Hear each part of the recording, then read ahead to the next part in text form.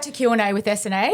I am Andrea, and as you'll see, there is no Shane today, so it's just Q&A with A, which is fine because I've said to our podcast guests today that this is the superior podcast with just Q&A with A. So today we're joined by amazing, and my notes here say dynamic duo. That makes you sound like Superman and Mighty Robin and we'll that sort of stuff. So Brent and Josh from Leaders in Business, you've got your T-shirts on. I love that. I love the fact that you're all about brand and all about marketing. Thank you for coming today on the podcast.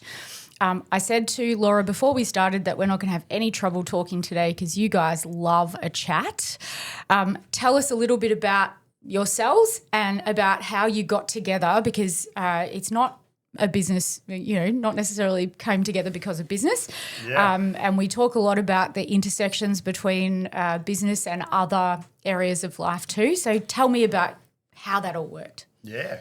Well, firstly, thanks for having us. You're welcome. It's exciting. Love the setup and excited to be part of it. But Leaders in Business, we did come together in this format through our kids and sport. So I've born out of a traditional accounting firm, and Josh can talk to his background coming out of sport and professional sport. But our kids play sport together, and we used to start talking about strategy and business, and all of a sudden, you're starting to share a little bit more about what you do and see a connection that we really like to, build things, design things and create things. And we put our worlds together, and Leaders in Business was, it was just an opportune time. I needed someone to help me with that. And, it was a great opportunity. So Josh had a bit of a look, and 2 years later we're here. It was a funny thing, wasn't it? Because we're from Williamstown, small area, end of the line, in the inner west. And you've lived there your whole life. I'd been there 15, 20 years and didn't really know each other. Yeah, so you probably passed in the street. Probably, yeah.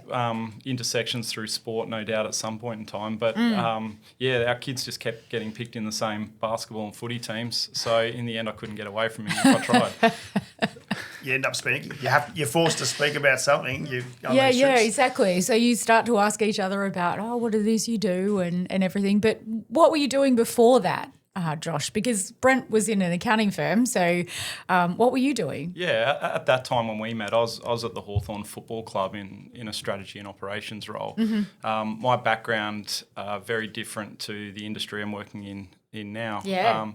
I'd been in sport straight out of university, so did human movement, sports science, thought I was going to be a teacher, ended up working at a footy club at 21 years of age as I was playing in South Australia. And it was all about teaching kids how to play. So I ended up being state manager of Auskick in South Australia. That turned into a national role, which moved me to Melbourne in my mid-20s, and just worked through various different roles at the AFL. What I learnt as I went through was I really loved building things, solving problems, working with people. And one of the last roles I had at the AFL was working in the AFLW competition. It was a concept. We put it together over a number of years, and I learnt a lot about how to think strategically and have a vision of where you want to go and make clear steps and decisions in line with that. That intersection went into Hawthorn in a similar capacity, and then coming out of that, I started doing some strategic consultancy in the sports tech space. At the same time, Brent and I, so just to really fast forward this, same time Brent and I's friendship developed through our kids, and we started talking about what he was doing, and over time it just became natural that we're building something here that's really important. I was enjoying it.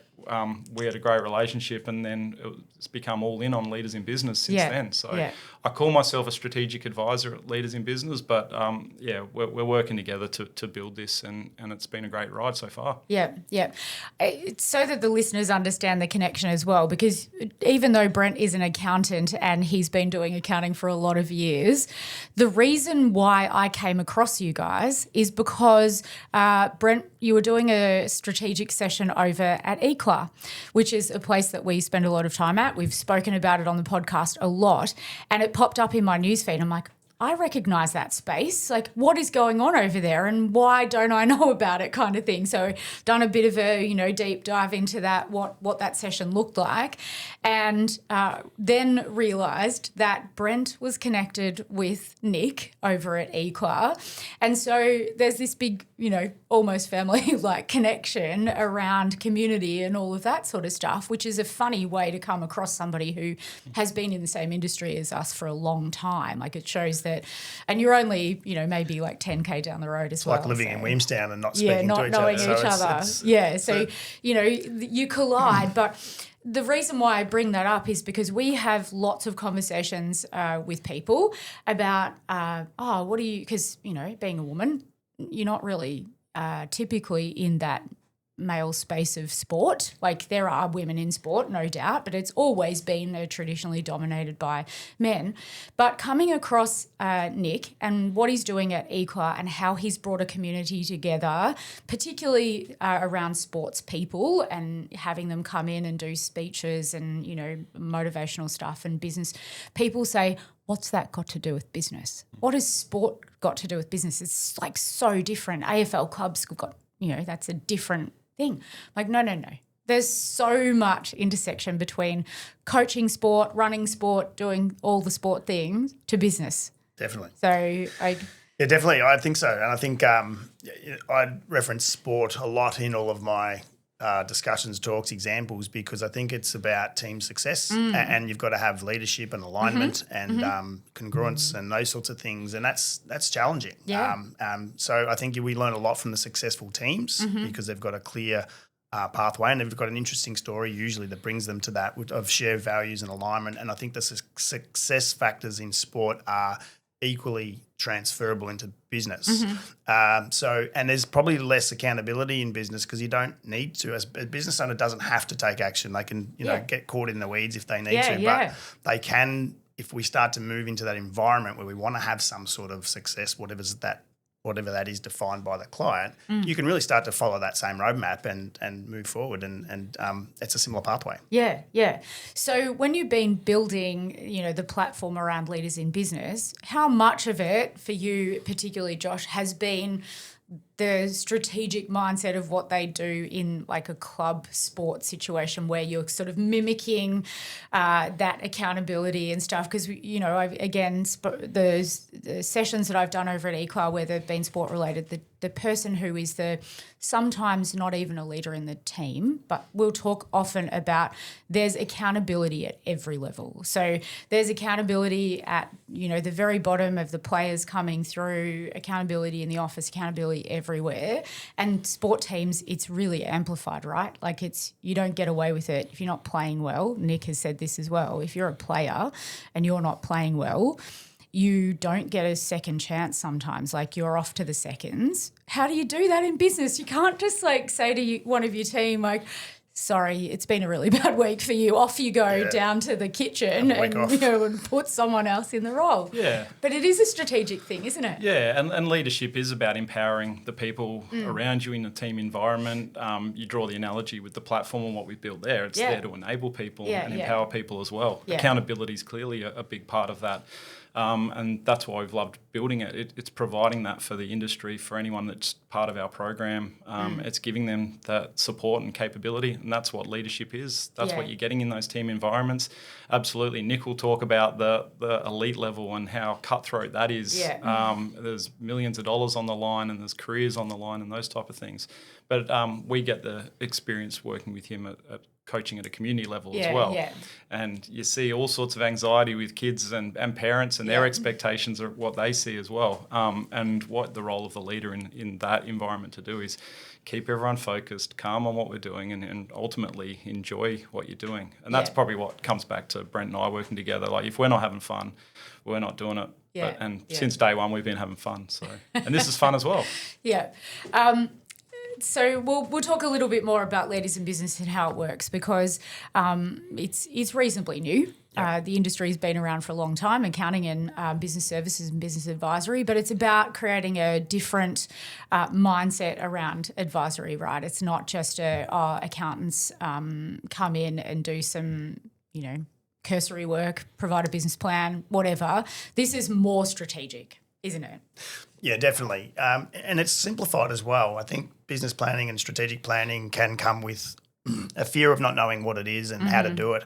But really we're just trying to encourage strategic engagements between the client and the advisor. Yeah. And that means we're being intentional about what it's about, and it's about the client. Yeah. And that's it. And being really clear that the client has goals and objectives in business and in life, and trying to match the I suppose the actions and how we're engaging with them towards that. And in the simplest form, if we can replicate that across the industry, where we're making having a different discussion, because traditionally we're an industry of problem solvers. We're caught up in a lot of tax and compliance, which is all necessary and valuable. But in a world that many are trying to add more meaning and purpose to what they're doing personally and for their team, and connect further with their clients to add more value. We believe that this is the way to do it. Yeah, yeah. And the way that you guys have worked it is, reasonably community driven, like you're trying to build a community around it. And I'll talk a little bit about the webinar we did the other day, because I think that's a valuable way of, people understanding what it's about too. But it's, like you said, to simplify things, to give a platform around it so that people don't think, oh, there's another thing that I've got to do on top of all the other things that I'm already doing, and then create training and care and, even aftercare with the environment around it, because we're dealing with accountants and other sorts of professional advisors. They're not salespeople, and they feel really uncomfortable when they're put in a sales situation. So let's talk about the session the other day and what happens with Dr. Marley, because I think it's really important for people to understand that as well, that you're not just like setting up here we are, we're all business advisors all of a sudden. You're actually supporting the people who are doing the advisory training and work and using your platform to create better ways of doing capability. Things. Yeah.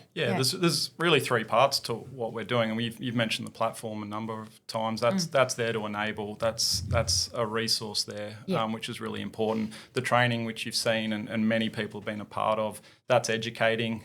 It's about human connection, building trust, and taking them on a learning journey through there. But what we experience with the masterclass and webinars is what we say is the real work starts after there. So it's the support you provide afterwards. Everyone's at a different level. I mentioned at one point, we've got firms on this call that have 40, 50 staff, and we've got lone soldiers out there that are doing strategic advisory by themselves, don't have a marketing team, and don't necessarily have immediate access to those resources, or have to make a financial decision: do I invest in this versus that? Yeah. So being able to create that community, it's something new to me. Like, I've come from a sports community.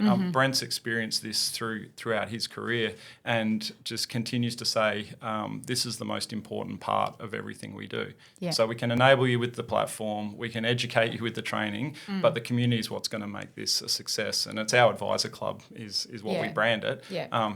So we want to run those sessions every month as we've been doing. And we had 20 or 30 people on the call. I can't wait till that's 100 people on the call, and imagining what that sort of discussion's like. The topics will be what the community needs. Yeah. That's what it's there for. Yeah.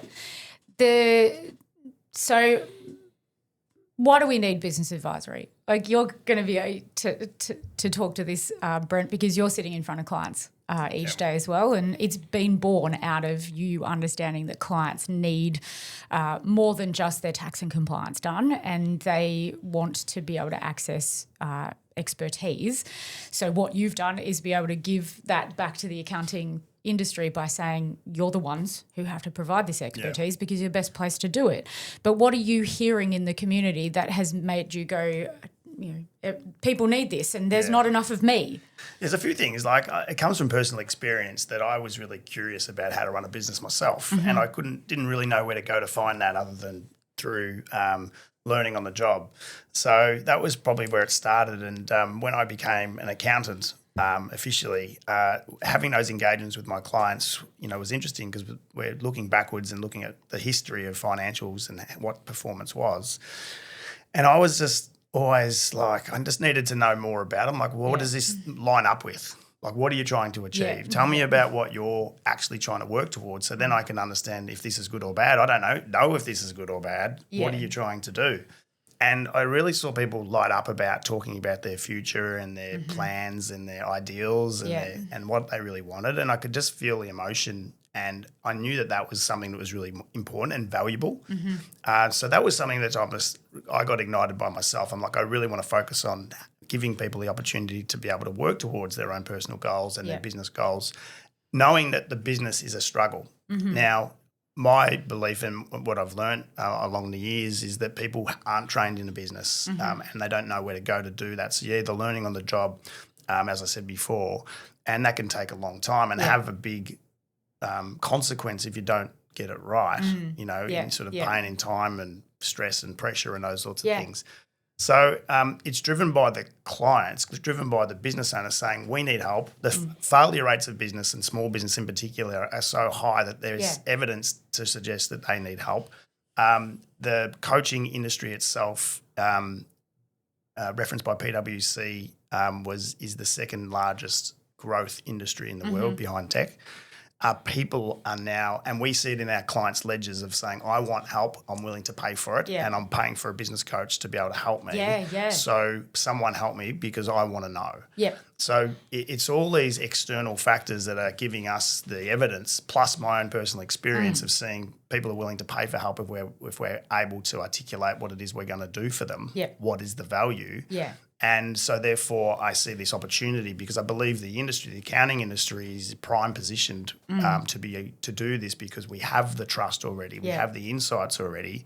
We struggle with the time, the business model of an traditional accounting industry. We have hundreds of clients and it's hard to be valuable in a meaningful way to hundreds of clients at once. So that's a challenge, but I believe that those that want to do more of this work, so it's not for everybody to, will be able to, we believe we can enable them and help them do that in a very specific and structured way to give them the confidence to deliver something of value and go on a journey with their clients because that's what I've been doing with my clients for such a long time. And I think it's really important that we talk about the fact that not everyone can do this. Like it's 100%. Just because you guys have got the capability modelling and you're giving people the ability to learn how to do this, it's not going to be for everybody in the same way as not every other thing is for everybody either. So you're going to find that there'll be some people along the way who will not it doesn't matter how much you coach them and how much Dr. Molly gets into them and starts to talk to them about how they can do things. Sometimes it's just not in someone's nature to be able to do it. The industry is a lot of it's technical based, so that's fine. So when definitely not trying to convince people to do it. People should take their own pathway. So that's more than fine. We're working with people who have that desire to help their clients and have that internal drive to do that. We're finding there's a large market for that too. But even those that don't go down the path of using our formula and our way to be able to develop strategic engagement with clients, the evolving skill set of an accountant in our industry needs to be more broad anyway about being more client focused and being more aware about how to ask questions about what the client wants and listening. Those skills are needed. Doesn't matter if you're the technical expert and never going to do business advisory because you need to be able to deliver a full scope of value. You need to understand the problem in a more deep and meaningful way. And we're not asking those questions to understand the context.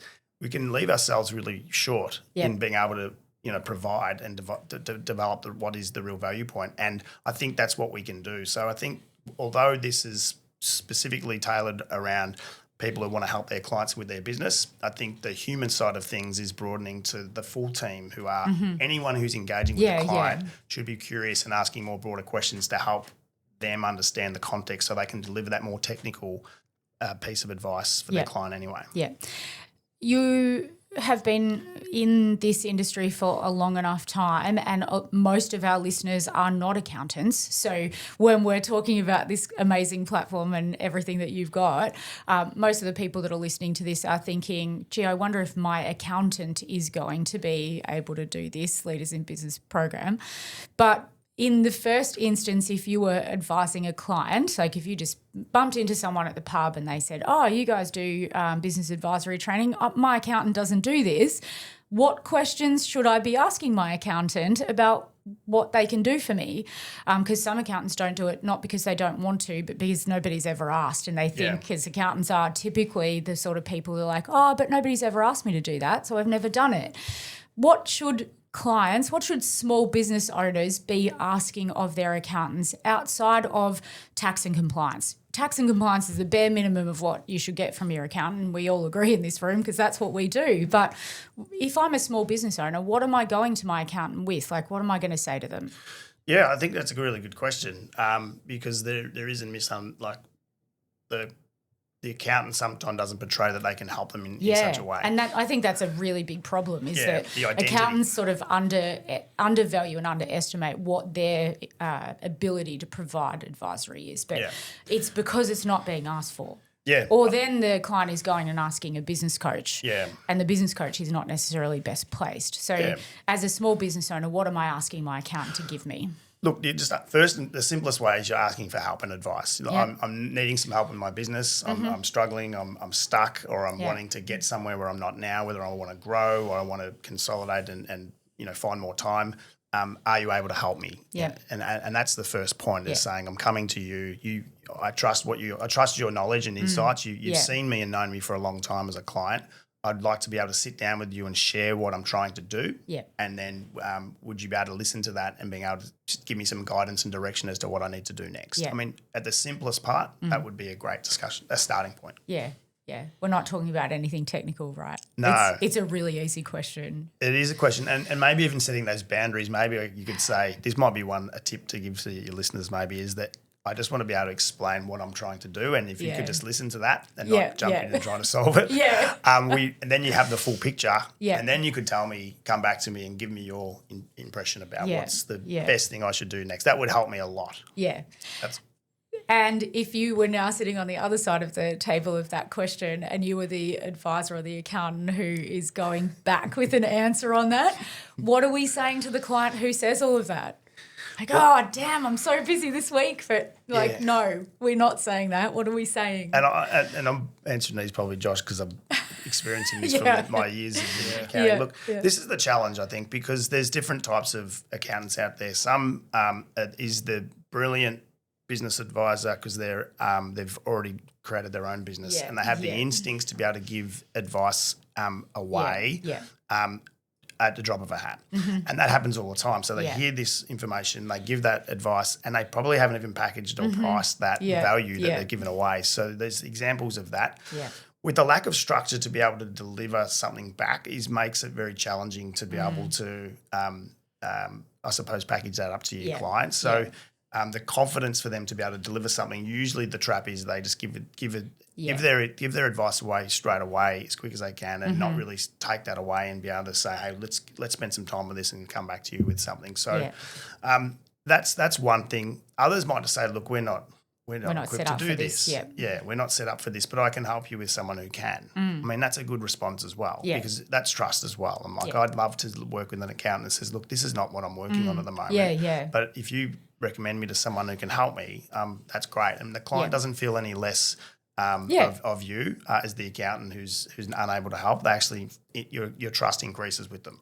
So that's fine. So I think it's just about knowing where to play and not to play and being open and honest about it. And then the intention of the accountant is if it is something that you're interested in, having a more structured way to deliver these things, I think that's where the opportunity comes in for us to help them. But that hasn't been, I don't think that's been clear in the path, a way to do that. And I think the articulating to clients, it's hard, again, for accountants to say, that's going to cost you more. Like, I can do that for you, but it's because there is an undervalue, and we know that. Like, we see it across the industry all the time, and you guys have conversations with accountants all the time where they say, I'd love to be able to do it.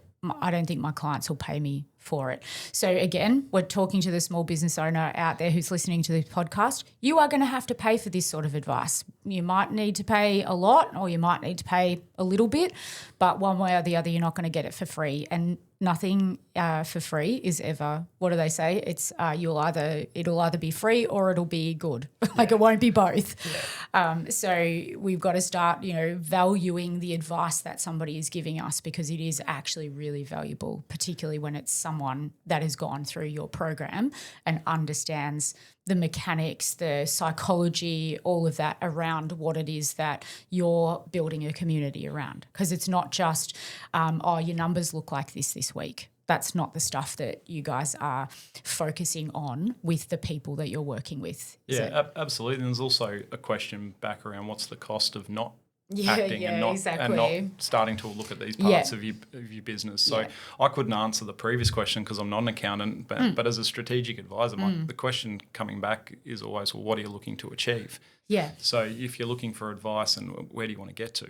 Is it short term, long term? But ultimately it comes back to the clients and what they're hoping to achieve. Yeah. So if you want to achieve A, B or C, if you were not going through this strategic engagement, what's the cost of not doing that? Yeah. Because the flip side is we're going to go through this process and really understand your business to achieve this goal or to achieve this objective that you're striving for. Yep. And it's going to cost this, but the benefits are A, B and C. And we think this is a great way to go through it and understand more about your business and let's get you on the path to achieving what you want to. That's ultimately what it comes back to. Yeah. You are training accountants to be able to do the process that you think and have tested and have built around all of your own personal experience along the years. Yours, Josh, with strategic advisory, working with, much bigger businesses potentially than what we're, used to managing, and multi-million-dollar elite athletes and stuff. Let's talk a bit about the actual program, because I think it's important, even if then it's not accountants listening, but it's business owners who are accessing accountants. It's not an easy thing to do either, and it takes commitment by your accountant. So if your accountant is offering something like this, rest assured that it's taken them time, energy, effort, intellectual property. So you're paying for all of those things. You're not just paying for them to sit in front of you for 45 minutes a month or whatever.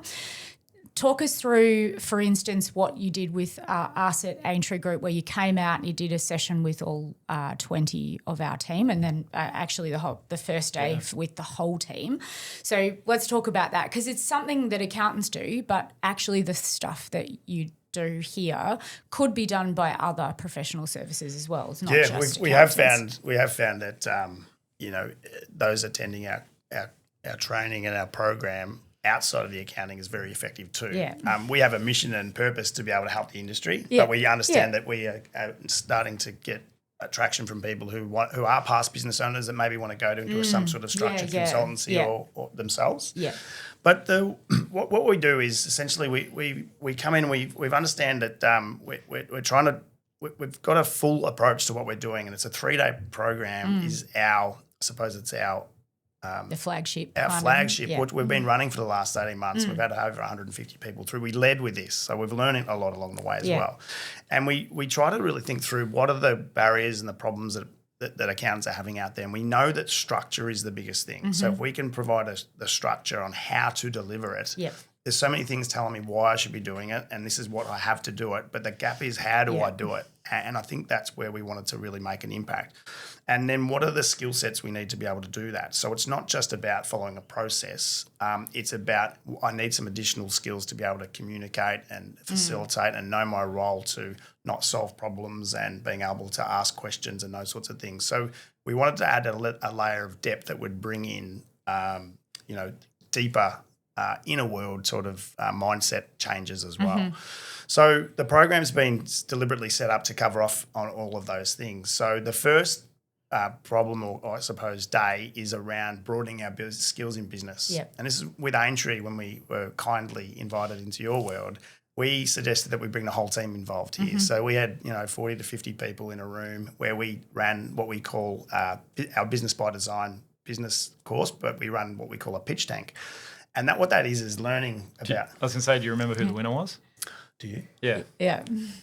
Brochino. Brochino, what amazing. Yeah. So what we do throughout the day is run and learn about our business by design strategic framework, which is essentially taking people through a process to learn how to develop a strategic plan.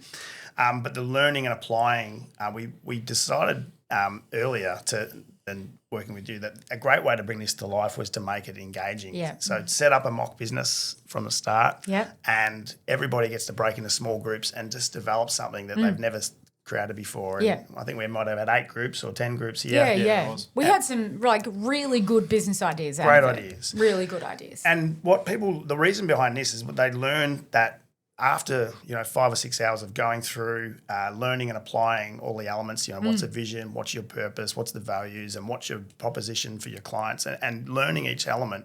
By the end of it, we're putting together a summary, a strategic plan that is able to be able to be communicated in a way with which all makes sense. Yeah. And I think that's the broadening part of it. That is firstly the first point we needed to learn from the business perspective, but the fun element about bringing it to life and adding a pitch tank or a Shark Tank environment at the end of it just brought it to life even further. So did you want to add anything onto that? No, it was a great day, and it went into the evening. We had pizzas, we had some wine, we did our presentations, got some really good business ideas. There's still some that continue to pop up in conversations. Brochino, not so much. It was, really good idea. But the ones that were the practical, someone had come up with a really practical, good quality business idea. I was actually talking to Chelsea about the one that her team came up with the other day, which was second self. Yep. What an amazing idea to have, someone think. So, but it is, that first day is about, again, showing a group of accountants essentially that you got to think as a business owner. In order to be able to advise to a business owner, you have to be able to think like a business owner. And most accountants, unless they are the owner of an accounting business, are not business owners and never have been business owners and may never will be business owners either. So getting them out of that I'm an accountant mindset and to I think like a business owner is really important, and it was so much fun. It's actually fun. So you're not doing a day of sitting in training, listening to Brent and Josh talk, which you are, but in a fun way. It brings a lighthearted thing. It's actually something that a lot of businesses could do that are not looking to become business advisors. It's a great team building exercise. Regardless, terrific we're finding exercise. that. The beauty of that, I think, is being able to put business into a simple, structured framework that people can always refer back to. So all the elements, we go and listen to a podcast, we read a book, there's so much knowledge in front of us. How does it come together into one simple structure? And that's the point of that, is to make it simple for anybody to go away and go, I'm listening to a podcast about branding now. Now I know where it sits in this framework and I get how it works in the elements of business. That's the objective of that. Yeah. We've had some fun businesses. So Brochino, I always remember it. We had Cognitive Cola, which was on a similar thread. And some absolutely ridiculous ones like Claw and Order, which was a cat walking business. I love that. Yeah. I think we had an animal one as well, didn't we? It was like snacks. Dave's team did calming snacks or something for dogs or something. Can't remember the name of that one, but animals, fitness, and food, they're the three most popular ones. So and it's a great team activity. Again, everyone gets to have a bit of fun, but actually is learning some stuff at the same time, and understanding that what can be really overwhelming, because they come into the room and you go, okay, well, now you're going to develop your business plan, and everyone's like, oh my gosh, what do I do? Okay, well, you don't have to worry, because here's your what you've got to do. That's right. It's not that hard. So now when a client might call you or call one of our team and says, I've got a really good business idea, what do I do? They're not going to go, oh, sorry, I can't help you, maybe you should Google it. They're going to say, oh, we did this really cool thing with Leaders in Business, and here's the platform. And they'll remember the business they created at that point in time, whether it's about their clients or the product or service that they're selling. So, it's very effective and it's good fun. Yeah, and then day 2 and 3. So day 2 and 3. Getting down to business. Yeah, it really does come down to now just the advisors. So I think we had nearly 18 or 20 people there. Yeah. And that's about learning about what we call our advisory method, about learning the structured process to take your clients through. So this is literally walking people through the engagement process with the client from the very beginning to the end of being able to deliver that value. So it starts off with starting to firstly make people aware of what our advisory method is, but we're learning to understand how to take the learning from the day before and now diagnose a business. So let's analyse and diagnose this business and do some pre-work. The whole preface of what we are, I suppose, showing or learning is to be able to run a strategy session with your client. Okay, so there's 3 elements of that. There's some pre-work to be done where we analyse the business and we literally go through a process of creating a case study. Josh has a business, Cornerstone Courts, which he's part of, which we use as a case study. And we literally walk through some pre-diagnostic, how to understand the client's goals, how do we analyse the business and prepare for our strategy session with a client. We then run a live strategy session. So Josh and I demonstrated what would be a 2-hour engagement with our client, but we do it in about an hour. And we do this as a process to be able to show how we can run a strategy session efficiently because we have collected the data beforehand. We're not just going into an open forum where we can end up anywhere. It's a very structured, engaging meeting that can be really pointed because we have the data collected beforehand and we know it's all pointed around the client's goals. We run the strategy session and we do that to demonstrate what it is, but we also invite the advisors to contribute to that as well. So we're sitting there as we're running the strategy session, asking the questions as I usually would, but also coaching the advisors on, is this a question I would ask now? And we're sort of, sometimes it's saying yes and sometimes it's no, and we're engaging everybody to sort of learn how to do it as well as seeing it happen live. So that's a really important part of it, that we then finish that strategy session and have a bit of a pause. And then on day 2, we invite Dr. Marley Watt in, who comes in for a great session around how to build confidence in communication, as we touched on before. And it's a really thought-provoking session around our mindset and the inner world reasons why we may not take action. So Marley gives us a great understanding there. But really what the ultimate part of that is about how an advisor builds rapport with their client and builds trust and the tactics to be able to do that in what we call the power skills, listening, active listening, and facilitating and asking questions and having that role change. So that's a great session. Day 3 is about putting it all together, and it's that go-to-market strategy. We put the product together. The team will finalise the strategic action plan based on all the things we learned from the strategy session the day before, and they put together the final product. So they've actually gone through a full process of what they would do with their clients. So it's no question about what I have to do here. I've done it and completed it, so now I'm clear. And we then start to look outwards and beyond. How do we take this out to the clients? How do we price and package our ongoing services, and what's the value of price? And that that can be really awkward and challenging. How do we who are we going to start working with? How do we identify some clients we're going to start working with? And what's the very next step we're going to do when we get out of here? What's the training look like? And we've learned that people learn from training and learning. So we identify maybe start on your own business if it's your own business, or someone close to you as a friend or a friendly that you might get some, have a bit of a practice with, and then how you're going to go and do that. And set them up and induct them into the program, the workspace, and how they can actually use the workspace themselves, and start to work through how they're going to engage with their clients. So we set them off, we set them out, and they hit the ground running. So it's not like wait another 6 months. It really is about taking that next step, and they've already taken it in the program. So it's a great 3 days. That's probably a long way of saying something. So that's a really long way of saying we're teaching people how to run a 4-hour process with their clients. Yeah, exactly. So, it's a 3-day training session so that the accountants and advisors and coaches can go out and do 4 hours. Which is why people need to understand that it's an expensive exercise. There are advisors in the room who, probably charge out at $500 an hour as a minimum, and they're in a room with you guys for 8 hours a day for 3 days.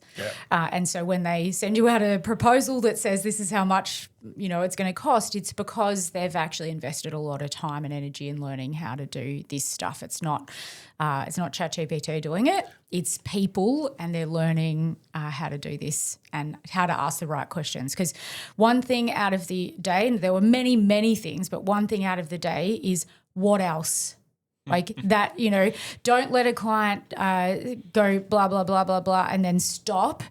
And then you go on to the next thing. You go, what else? Tell me more. Like there's got to be something else. I want to know, I'm going to keep diving deeper because most people go, oh, yeah, we finished that question. Now let's move on to question 2.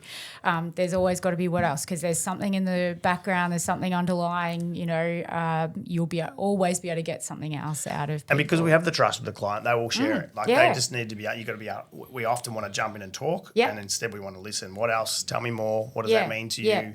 It just keeps peeling layers off the client situation, which eventually they will get to the deep root of the problem that they're having, which is the gold. Yeah. Because that is your opportunity to truly understand them. And then you can start to think about, okay, how are we going to do that? The solution.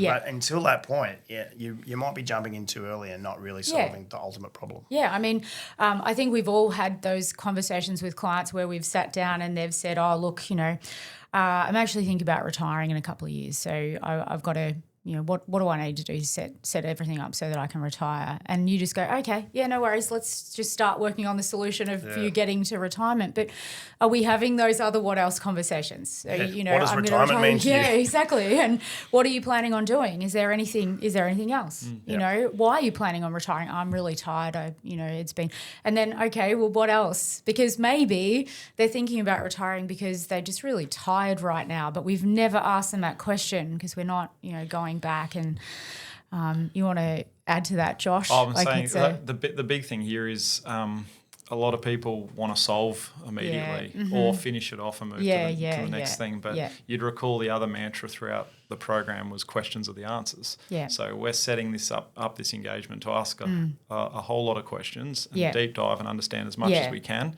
Yeah. And we'll worry about solving this later. But this is about uncovering. And there's a lot of questions. Yeah. Like it can feel overwhelming. There's a lot of questions. Like your advisor, if they're doing this sort of work with you, is going to ask you a lot of questions. And if they're doing it well and right, some of those questions are going to feel really uncomfortable, and they're going to, they're unpacking some stuff in all of this that is going to come to a better solution in the end. So you've got to be prepared for that. It's kind of, we often talk about how we're their business psychologists because we're trying to get to the bottom of that sort of stuff. So as a client, you've got to sit there, you've got to understand that they're saying what else, and you can say, listen, that's enough for today. I can't do it anymore. I've got to stop.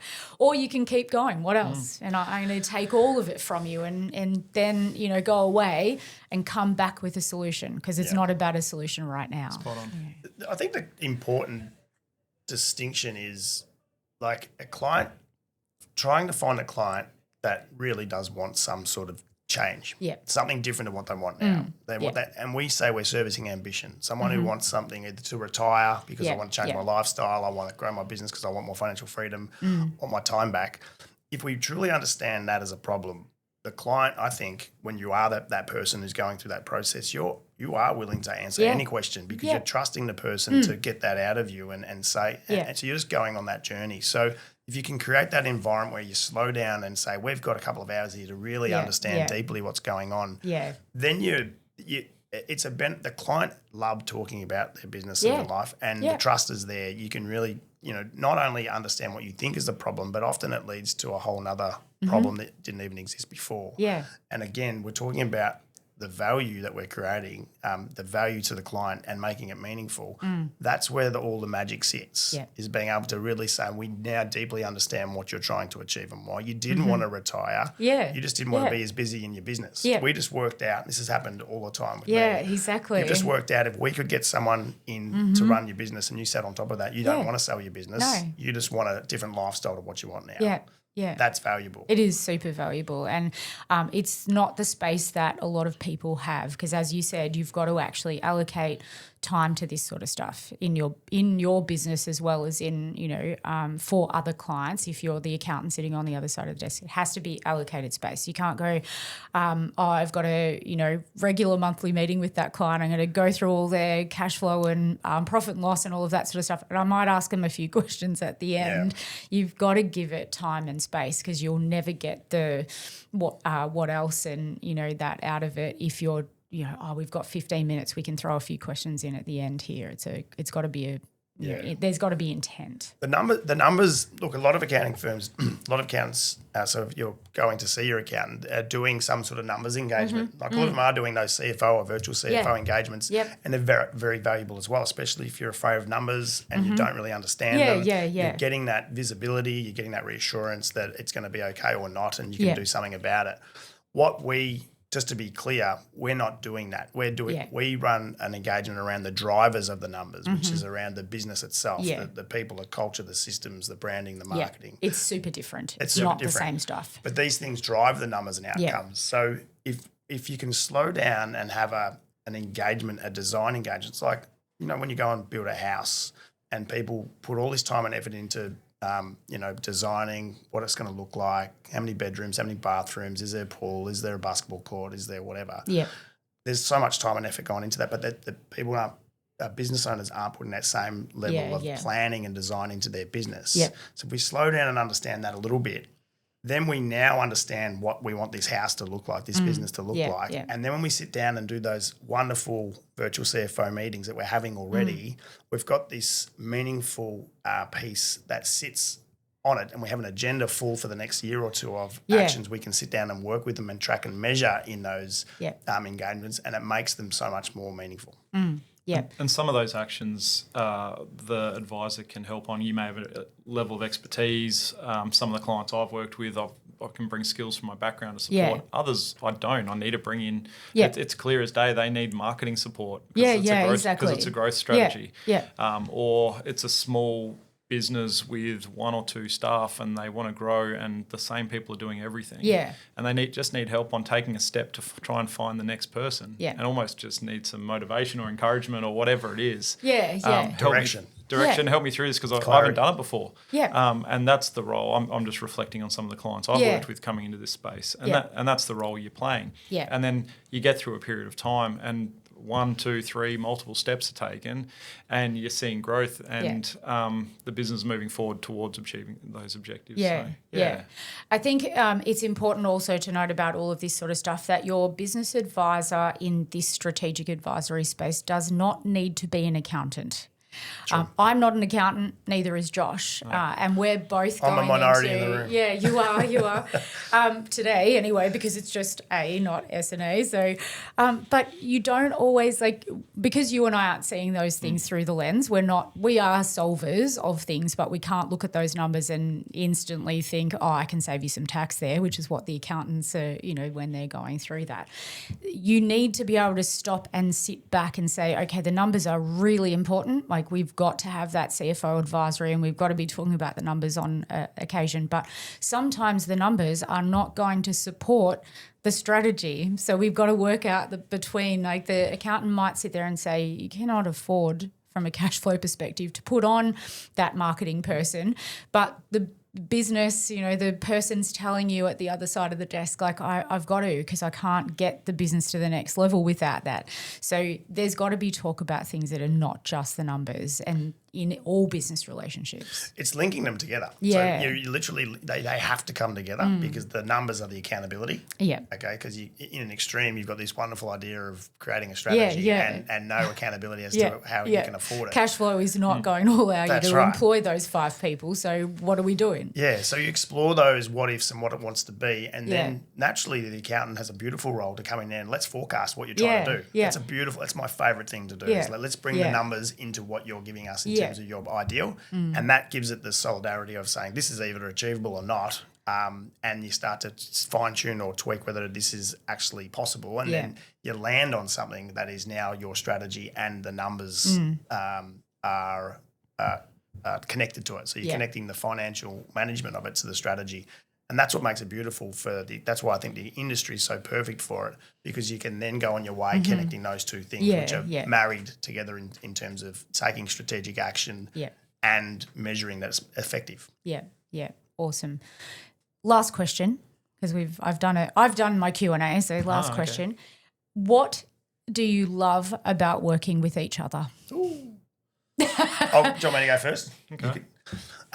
Josh is very results driven and likes to get an outcome and likes to so therefore progress happens. I love progress, but it's also getting the result of progress is really effective. So I feel like we're always achieving things, little small things along the way, and that's really helpful for me because I've got a lot of open boxes or open things to do, and Josh, I think, closes them and we keep moving forward. So I think that's one of the most important things, other than where we started, having fun. Fun's really important. It does come back to fun.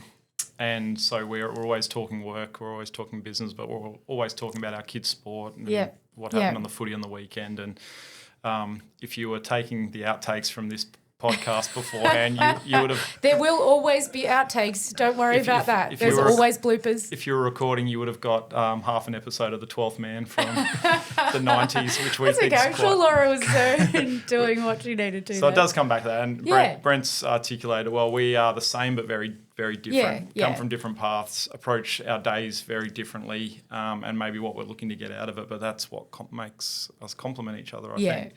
I certainly don't get frustrated with him in any way, shape or form. Not yet. Having just been to a conference sort of situation where the two of you were in the same room as me, and we had the pleasure of watching Brent own the room on a boat in the wet Sydney Harbour on the night. And his videos that he posted to his Instagram afterwards, we know that there's never a dull moment in the relationship between Josh and Brent. I think you're referring to the dance floor there. Many people referring to that dance floor afterwards. So and I just know. That was a big day as well because you guys had been up at, the crack of dawn to get to the airport, and Brent was... People like to dance. Yeah, they do. They do, and people want to be asked. There's a lot of people just sitting on the side that just want to be offered to be included, and I tell you what, you don't need to ask too much. They jump out. So before you know it, you're having a lot of people having lots of fun on the dance floor. I think it's a reflection of the two of you and the business that you're building, that you've got this community around you that are really, wanting to be part of it, and I think that's a great thing for the accounting industry, but also for small business, because the more people that you get in this community, the better that advisory space is going to be for the small businesses. So there's not going to be a shortage of people to go to, and I think that's a really valuable thing that you guys are building there. So thank you, because we couldn't have done it necessarily without you. We spoke about all of this, that the ability to be able to simplify all of this is really important for small businesses like ours. We're a small business too, so we rely on advisors like you guys to come in and give us advice on this sort of stuff, and it's amazing. So we'll share all of the stuff about leaders in business. I know you do focus on accountants, but if someone was a small business operator and they wanted you to come in and do your pitch day and that sort of stuff, I'm sure you would